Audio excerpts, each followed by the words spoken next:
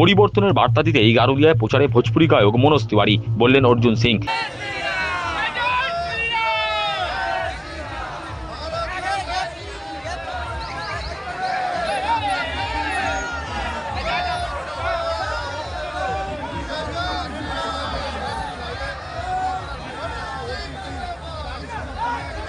নোয়াপাড়া কেন্দ্রের দলীয় প্রার্থী অর্জুন সিংকে সঙ্গে নিয়ে হুটখোলা গাড়িতে চেপে সোমবার রোড শো করেন ভোজপুরি গায়ক তথা বিজেপি সাংসদ মনোজ তিওয়ারি।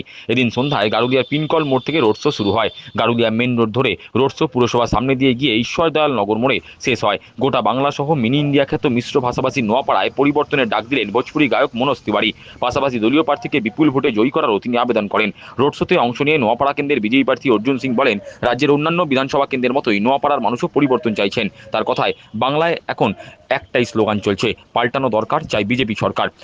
এটা প্রমাণ হচ্ছে যে নোয়াপাড়া মানুষ ভারতীয় জনতা পার্টি ওকে বাংলার সব বিধানসভা মতনই এখানে ভোজপুরি গায়ক তো আছেনই, তার সঙ্গে সঙ্গে উনি একটা জনপ্রিয় এমপিও আছেন, খুব শিক্ষিত মানুষ। উনি প্রচারে এসছেন, গারুলিয়াতে আবার এসছেন। একটা নতুন মাইলেজ পাবে ভারতীয় জনতা পার্টি এখানে। বার্তা তো একটাই আছে, পরিবর্তনের বার্তা।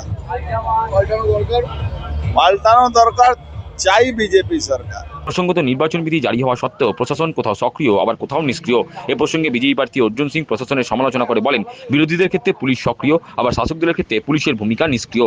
বাংলায় তো এটাই কালচার। এটা তো পুলিশেরই কাজ। পুলিশ কোথাও নিষ্ক্রিয় থাকবে, কোথাও সক্রিয় থাকবে। যেখানে বিরোধীরা থাকবে সেখানে সক্রিয় হয়ে যাবে, যেখানে শাসক থাকবে সেখানে নিষ্ক্রিয় থাকবে। এখন নতুন বাংলার এটাই কালচার আছে। তার সব বক্তব্য, নির্বাচন কমিশন অত্যন্ত সক্রিয়।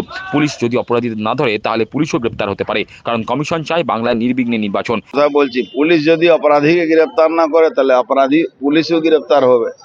ইলেকশন কমিশন একদম সক্রিয় আছে, যে কোনো ধরনের কোনো ভায়োলেন্স এখানে করা যেতে পারে না। এদিনে রোড শোতে হাজির ছিলেন বিজেপির ব্যারাকপুর জেলার সহ সভাপতি মানস দে, জেলার সম্পাদক কুন্দন সিং, প্রাক্তন বিধায়ক সুনীল সিং, যুবনেতা আদিত্য সিং প্রমুখ।